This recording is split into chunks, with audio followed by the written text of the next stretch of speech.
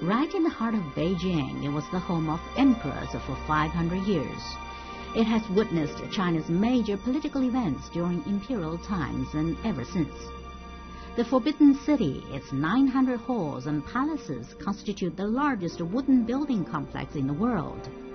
And its palace museum houses a vast collection of imperial artworks and artifacts from Ming and Qing times. Watch the Forbidden City on Journeys in Time.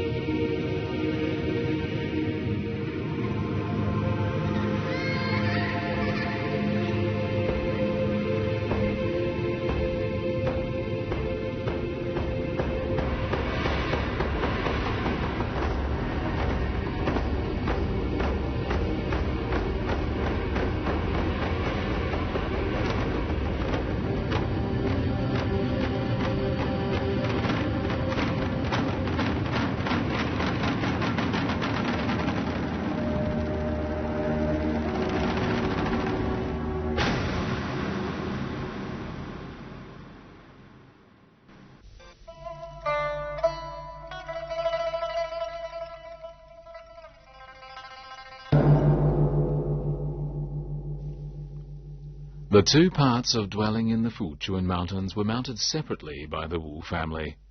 One part was mounted as an independent painting and was called Leftover Mountain, and this is kept in the Zhejiang Provincial Museum.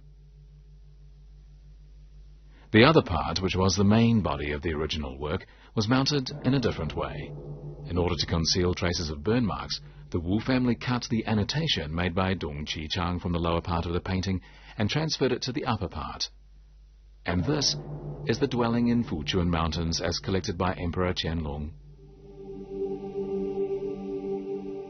While the Wu Yongshi copy is not the entire painting, it does retain the rich ink and the simple yet profound artistic conception of the entire work. This great masterpiece in the new style of Chinese landscape painting had changed hands many times before finally being bought by An Qi.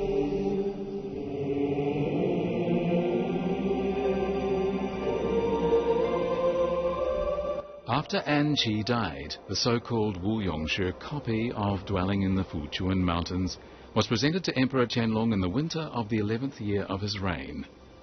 He had already collected a scroll that was known as Dwelling in the Fuchuan Mountains, the most famous fake Dwelling in the Fuchuan Mountains, referred to later as the Ziming copy.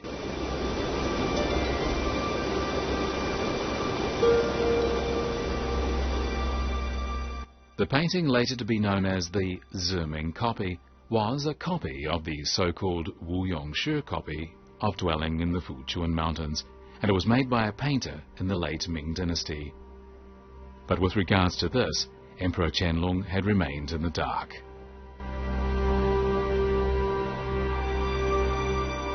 It is in fact not hard to detect some of the flaws in the Ziming copy. In the Yuan dynasty, the inscription of the painter was written in the background of a painting, but in the Ziming copy, the inscription is in the upper blank space. This is a placement that is not consistent with practice in the Yuan dynasty. But Emperor Qianlong's capacity for art appreciation was not advanced enough to detect such flaws, and he treasured this forged copy of Dwelling in the Fuchuan Mountains so much that even the appearance of the real work, the so-called Wu Yongshi copy, did not make him doubt his own wrong judgment.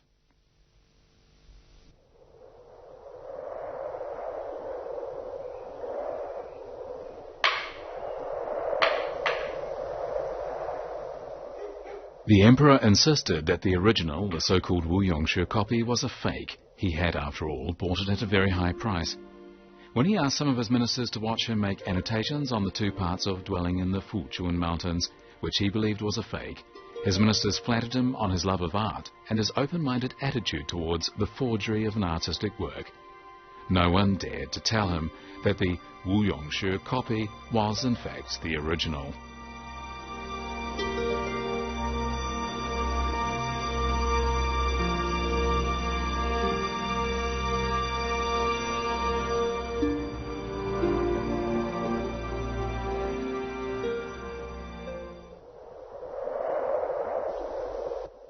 Dwelling in the Fuchuan Mountains, collected by Anqi, became part of the court collection and was kept in the Palace of Heavenly Purity for more than 200 years. In 1933, it was moved to South China along with other cultural relics in a time of danger.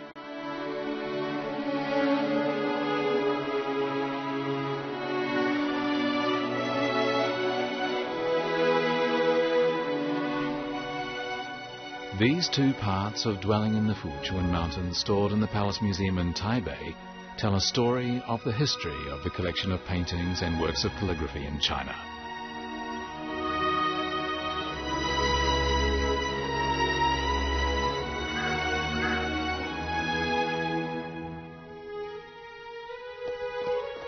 From 1799, when Emperor Qianlong died, his son, Emperor Jia Qing, accomplished almost nothing in terms of collecting paintings and works of calligraphy.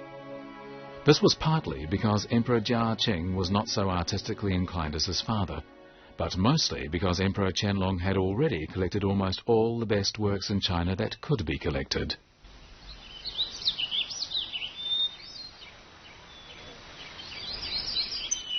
In order to show that he valued his father's collection and cherished the memory of his father, Emperor Jia Qing decided to seal up all the paintings, calligraphic works and articles that had been so treasured by Qianlong for safekeeping.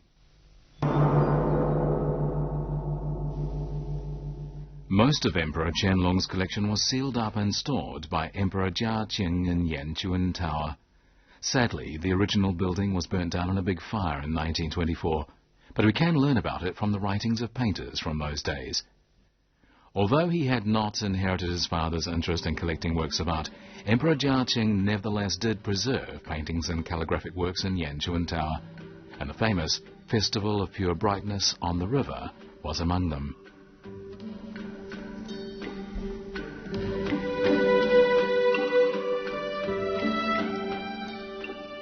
The Festival of Pure Brightness on the River was first collected by Emperor Huizong of the Song dynasty. Later, however, the whereabouts of the original painting became a mystery due to wars and changes in power, and it did not become part of the court collection until the fall of the powerful official Yan Song in the Ming dynasty. However, eventually this painting disappeared from the palace, and the key character behind this mysterious disappearance was one Feng Bao, an ambitious Ming dynasty eunuch.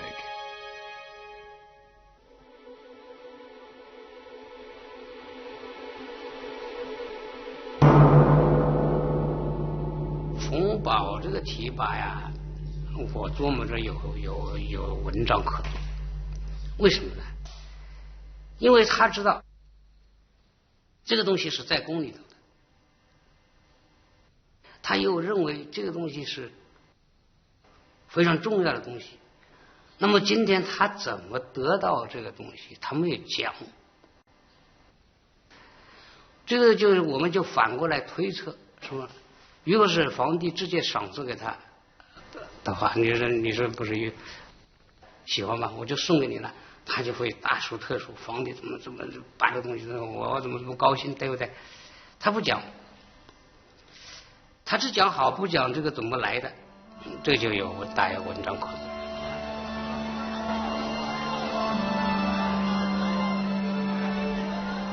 However it happened, Feng Bao came into possession of the Festival of Pure Brightness on the River. One story that became widespread among bookshops in Beijing stated that Feng Bao stole the Festival of Pure Brightness on the River from the storehouse, but later became so frightened that he hid it in a drainage hole, planning to take it out of the palace later.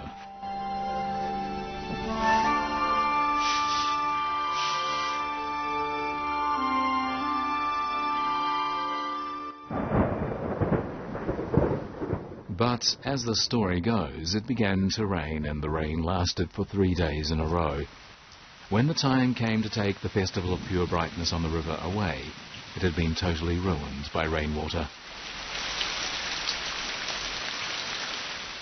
你说这个故事跟红宝计划有没有联系？我觉得有一点联系，因为实际上清明上土没有毁啊，也没有水泡的痕迹啊，就说这个故事也是虚构的。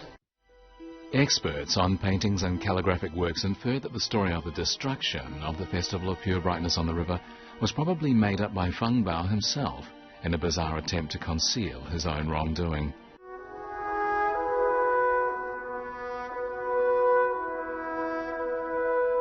After having been taken out of the Forbidden City, the Festival of Pure Brightness on the River seemed to disappear, and it was not returned to the imperial palace until the 4th year of the reign of Emperor Jia Qing, the year when the super-sovereign Emperor Qianlong died. He Shen, who had been a very powerful man in the court, fell from power, but his friend Bi Yuan, the governor of Hubei and Hunan provinces, had died 2 years earlier, and when his house was searched and all his possessions confiscated, among them was the painting, The Festival of Pure Brightness on the River. Emperor Qianlong, that ardent lover of paintings and calligraphic works, never had the opportunity to see this masterpiece.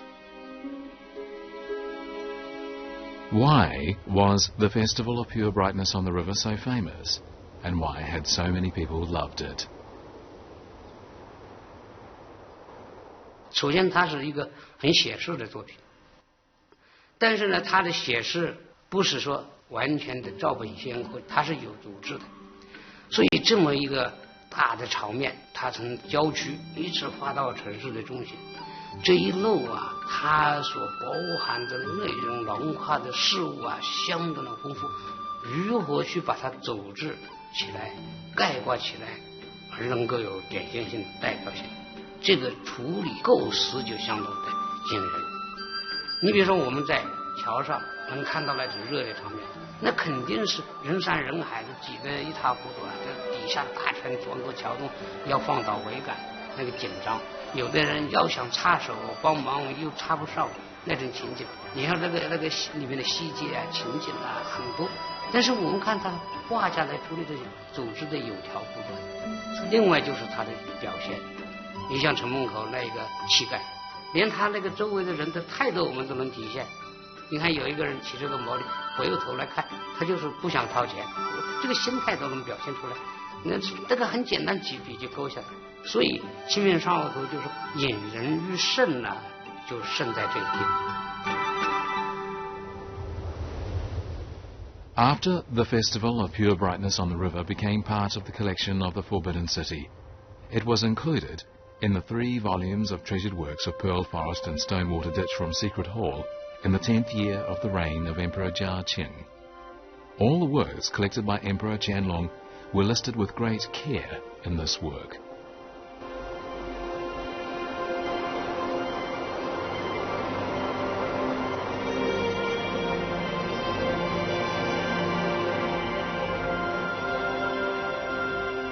In the 8th year of his reign, Emperor Qianlong had decided to sort out all the paintings and works of calligraphy collected in the court. All works on Buddhism and Taoism were included in treasured works of Pearl Forest and Stonewater Ditch from Secret Hall. In the following year, work began on the compilation Stonewater Ditch Collection of Paintings and Calligraphic Works. The task was to put all the paintings and calligraphic works on record, and it was an unprecedented task. The list would be a satisfactory full stop for the 2,000 years of the court collection of paintings and calligraphic works. The completed Stonewater Ditch collection of paintings and calligraphic works, in 3 volumes, includes 225 books. The work is a summary of the court collection in the Ming and Qing dynasties over the preceding 600 years, the largest imperial collection in Chinese history.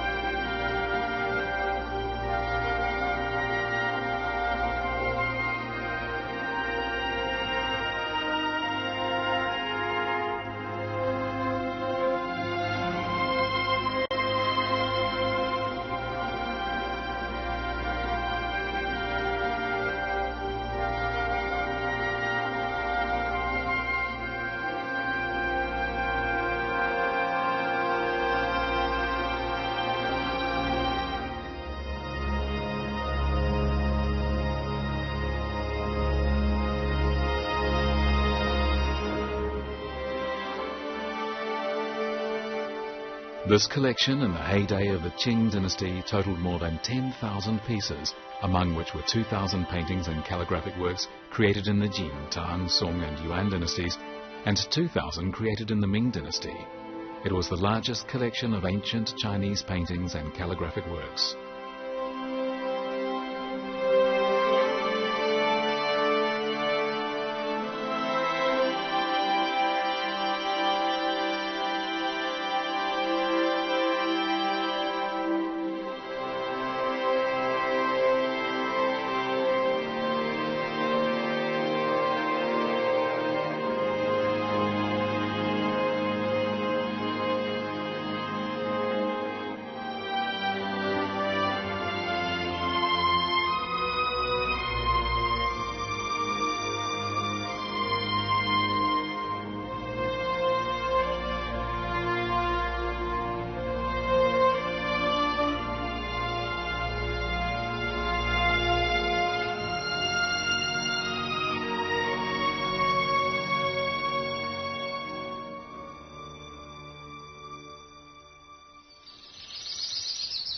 Among the collection of paintings in the Imperial Palace are a number of works created by court painters.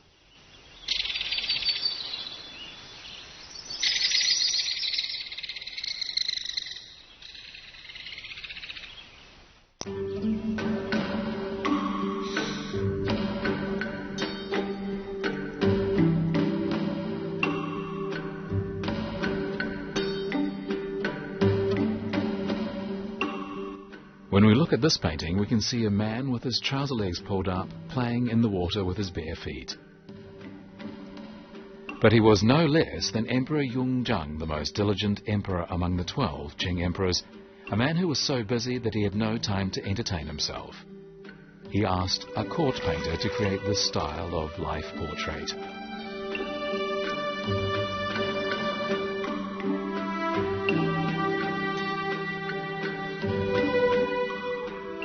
In one portrait, Emperor Yongzheng appears as an old man walking in the mountains. In another, he is depicted playing with some macaques. In a third one, he is sitting in front of a musical instrument. And in yet another one, he is an old man in a cape fishing by a river on a snowy day. Besides producing life portraits, court painters had a more important task, recording the emperor's great accomplishments. The achievements of the emperors in the Qing dynasty were recorded in the form of paintings.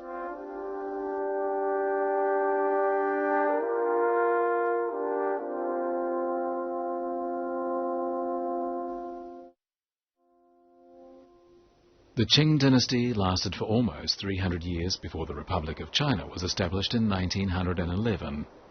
In its later years, the practice of recording history in the form of paintings was substituted by photography, a practice introduced from the West. The young man in this photo is Puyi, the abdicated emperor of the Qing dynasty, although when this photo was taken he was still living in the Forbidden City. Sadly, he stole many precious paintings and works of calligraphy from the imperial palace.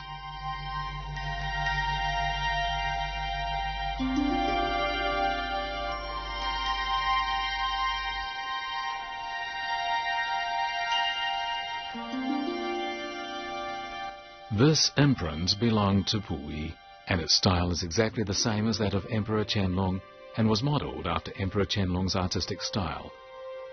These seals were made by Puyi's teachers after his abdication, and he then applied them to as many paintings and calligraphic works in the imperial palace as possible.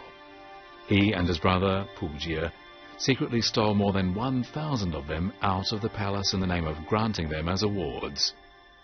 Many of the best paintings and calligraphic works accumulated in the imperial palace were stolen by these two brothers.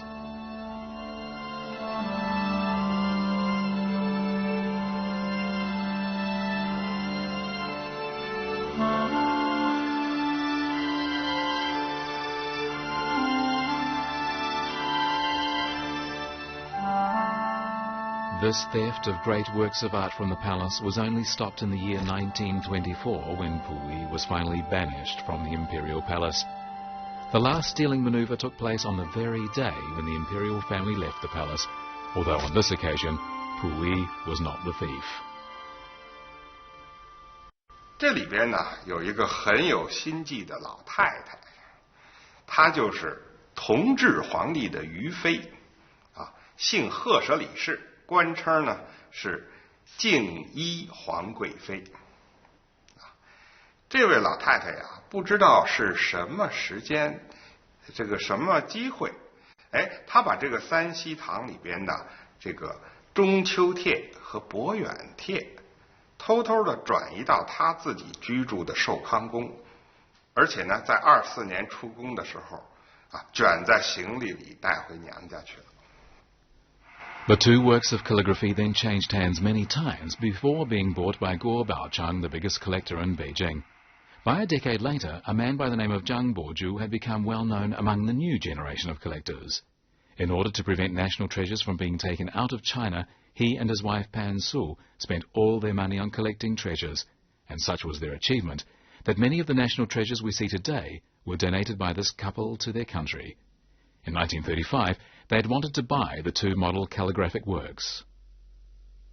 人家开口呢，一个帖就要3000万连币，合到黄金多少呢？1000两，比那个油头都还黑，油头都要800两，他这个要1000两一个帖，那当然不可能了。你根本没这个，也就是没这个财力了。你想，一个帖1000两黄金，两个帖不就2000两黄金吗？2000两黄金，当时我老姨夫根本不可能有这个财力了，那么只好作罢了。Before 1949, these two calligraphic works were taken to Hong Kong by the son of Guo Baochang, but at the end of 1951, Premier Zhou Enlai personally approved the purchase of them at the cost of 458,000 Hong Kong dollars.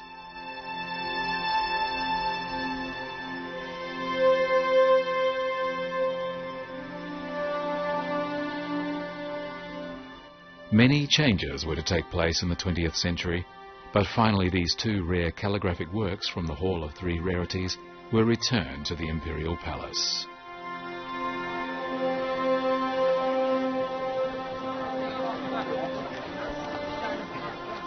On the days when they are exhibited, visitors can take a look at these two calligraphic works that were so greatly treasured by Emperor Qianlong.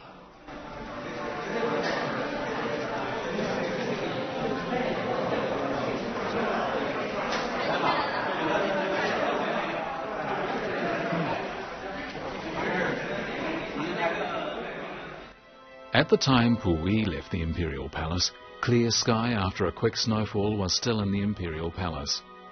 But after the War of Resistance against Japanese aggression broke out, this masterpiece, along with other cultural relics, was moved to South China and kept in Nanjing.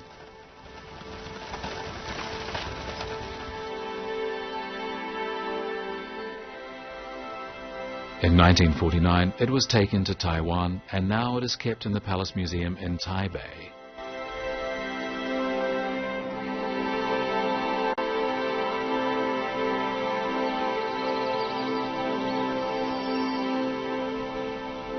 The three calligraphic works from the Hall of Three Rarities were fortunate.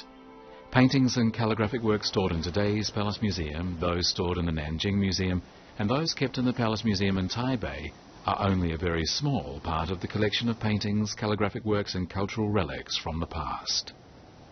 Some great ancient paintings and works of calligraphy were sadly lost or destroyed due to natural and man-made disasters.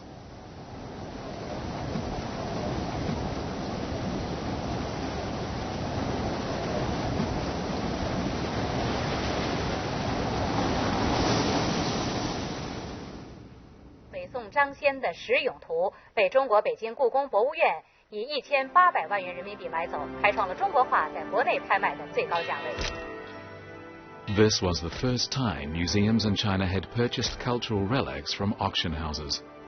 In 1945, Puyi had lost this painting in Changchun, and it had not been seen in public again until this auction more than 50 years later. China's circle of cultural relics collectors was stunned by its reappearance.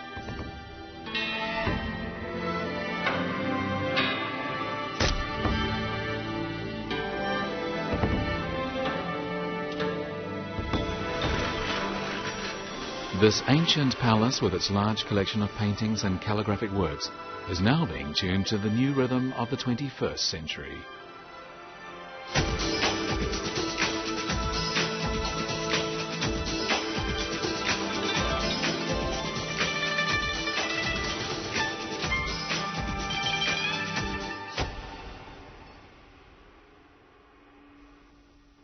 This painting by Jian Ziqian, a painter in the Sui dynasty, is called Spring Outing. It is the oldest authentic painting among the collection of the Palace Museum.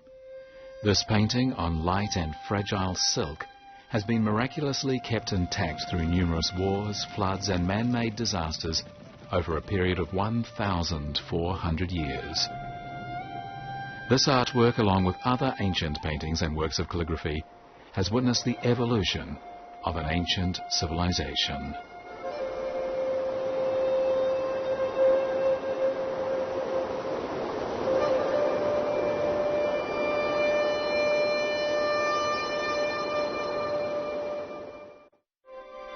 Right in the heart of Beijing, it was the home of emperors for 500 years.